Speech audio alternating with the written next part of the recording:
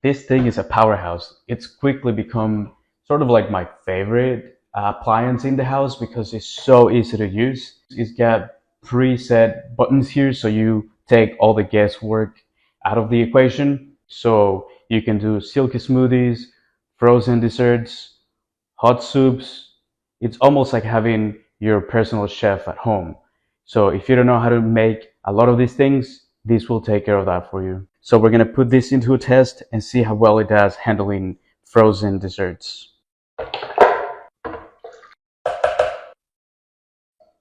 All I have to do now is pick the frozen dessert picture here, and it does all the work for me. And this is the final result. As you can tell, very nice consistency. Now we're going to make a frozen drink. We're going to take a look at how this comes out.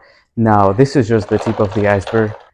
The possibilities with these machines are endless. You can even make spreads and even peanut butter with it. This is very, very much a professional appliance.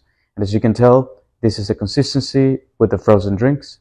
Very, very nice. Another cool thing I really like about it is that it essentially has a self-cleaning button here, so no more scrubbing. All you have to do is add a little bit of warm water, a couple of drops of dish soap, and this thing essentially will clean itself.